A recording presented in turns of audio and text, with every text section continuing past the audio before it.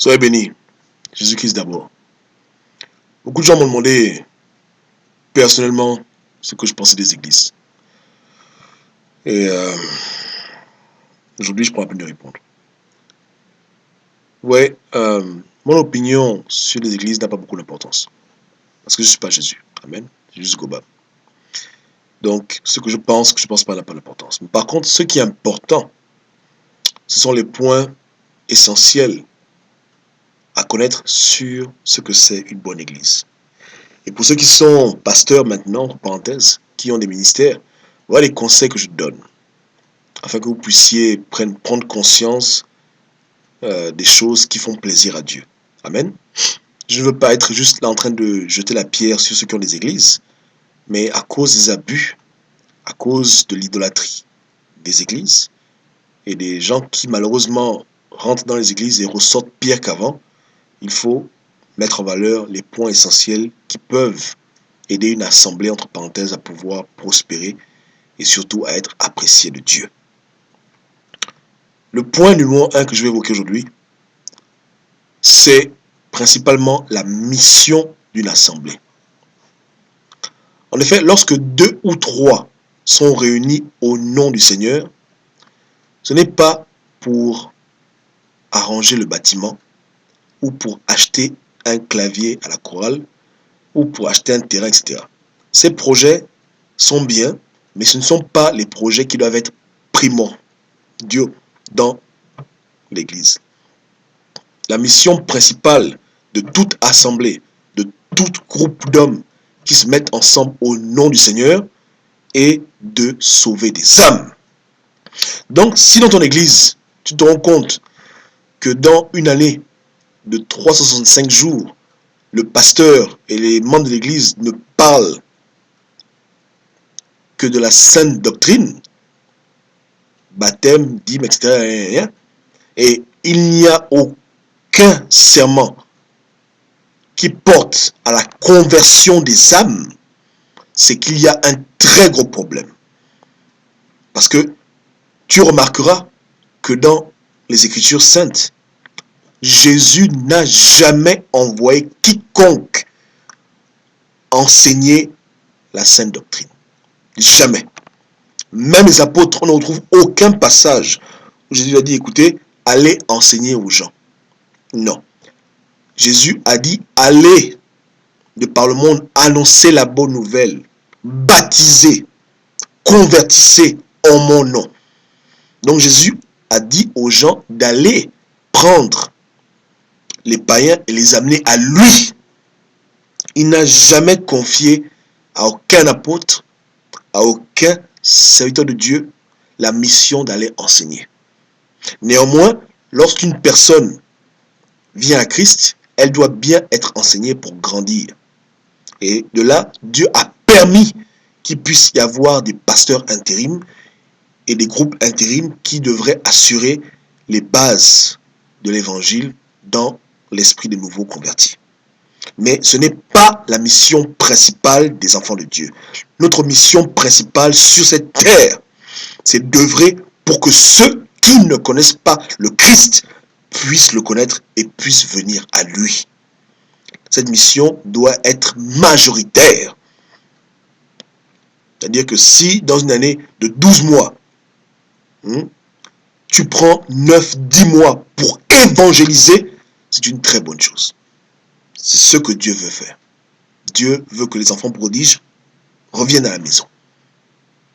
Maintenant, lorsque une église évangélise, mais lorsque son évangile prêché rattache le salut à sa dénomination, à son assemblée, à son groupe d'hommes, il y a un problème. Devant Dieu, ce n'est pas bon. C'est même une abomination que de rattacher toutes tes doctrines, ton église, ce que tu penses au salut du Christ. Il faut se contenter d'annoncer l'évangile, comme beaucoup de gens le font, en route ou de porte en porte, etc. Mais ne pas vouloir de façon pernicieuse recruter des gens pour augmenter les nombres de ta paroisse.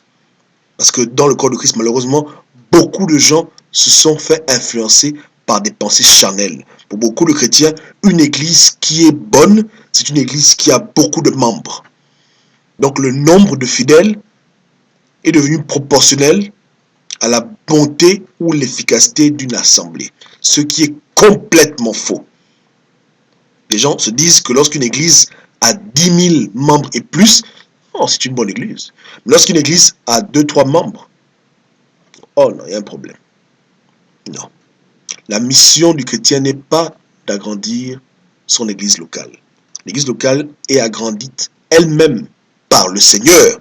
Les Écritures disent que Dieu lui-même augmentait le nombre de fidèles dans les assemblées locales. Ce n'est pas ton travail à toi d'aller recruter pour que les gens deviennent membres de ton assemblée.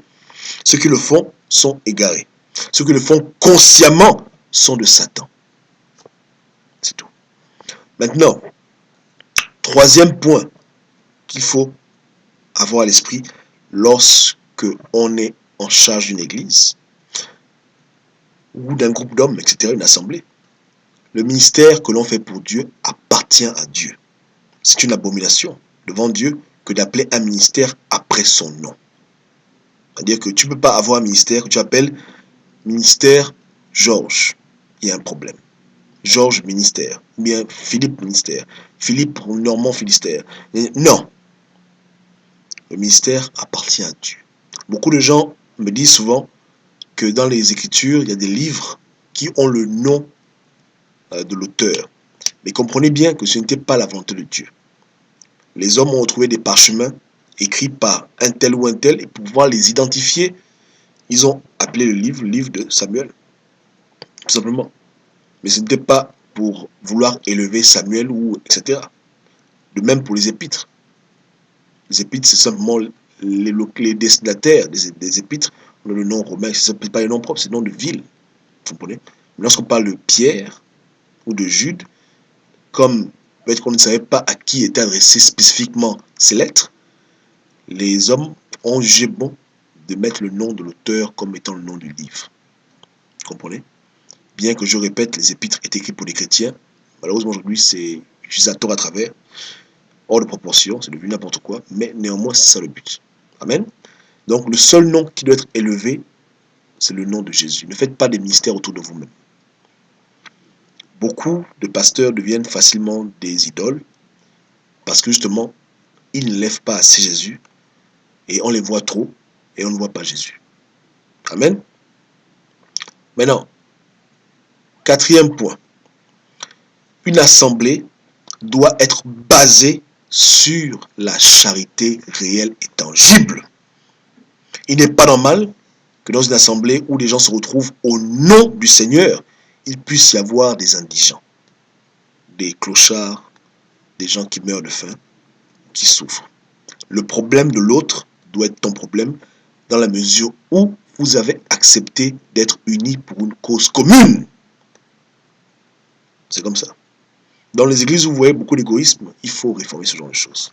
Amen. Il faut se rappeler que Jésus-Christ veut qu'on prenne soin de nos frères et nos sœurs, qui combattent le bon combat avec nous. Cinquième point, il ne faut pas tomber dans l'idolâtrie d'église. Beaucoup de gens, malheureusement, sont devenus idolâtres de leur esprit. Toujours avec l'esprit de concurrence, l'esprit des Jeux Olympiques, que j'ai nommé ainsi. C'est-à-dire que c'est église de Marseille contre église de Paris. Quelle église qui sera la plus belle, qui aura le plus de fidèles, etc. Les gens sont dans une concurrence folle pour avoir le palmarès de l'église qui brille le plus. Quand une église est animée par des esprits de concurrence envers d'autres ministères, c'est qu'il y a un problème. Il faut se repentir et se rappeler que le but de Dieu, c'est de sauver des âmes, non pas de faire de l'évangile une compétition mondaine, charnelle, inutile. Mais il y a des chrétiens qui sont dans leur chambre, ils dorment la nuit. Oh, j'aimerais que le pasteur soit connu dans le monde entier. Oh, j'aimerais que notre église soit connue. Et pour eux, quand l'église réussit, ils ont une joie. Alors que la joie qu'ils devraient avoir, c'est la joie de voir des gens être convertis à Christ. Donc leur cœur a été bouleversé par Satan et ses manipulations. Et maintenant, ils ont plus d'amour, plus de joie à voir leur église prendre de l'ampleur, de la notoriété, que de voir le nom de Christ être élevé. ou du moins si Christ est élevé, il faut que l'église soit rattachée. Il y a un problème. C'est pas normal. Ne faites pas ce genre de choses. Si vous le faites, repentez-vous et repartez sur les bonnes bases. Jésus-Christ d'abord. D'abord le salut, d'abord Jésus. 6e point, le bilan dans une église ne se fait pas de façon financière ou matérielle. On ne dit pas que l'église a réussi, alléluia, parce que cette année on a pu acheter un bâtiment, on a eu de l'argent. Non. Le bilan d'une église se fait à l'unité. Combien de vies ont été changées? Combien d'âmes ont été touchées, sauvées, converties à Christ? Combien de chrétiens marchent dans la victoire? Combien de gens ont pu surmonter leur épreuve et pouvoir arriver à un niveau supérieur de sanctification et de compréhension des voies de Dieu? Donc le bilan est spirituel. Complètement. Et de façon ultime, point numéro 7. Toute église se doit de rendre les gens dépendants de Dieu. Les églises sont des lieux intérims, il faut se rappeler de ça. Des endroits intérims, comme quand on va à l'école pour apprendre à lire et écrire. Temporaire, pour un petit temps. Mais de façon ultime, toute église doit montrer aux gens le chemin de la marche personnelle avec Jésus. Une église qui essaye d'usurper consciemment ou inconsciemment la place de Jésus-Christ dans la vie des hommes aura des problèmes avec Dieu. Amen. Donc, n'oubliez pas que c'est temporaire. À la fin, c'est vous et Dieu, Dieu et vous. Amen. Que Dieu vous bénisse abondamment.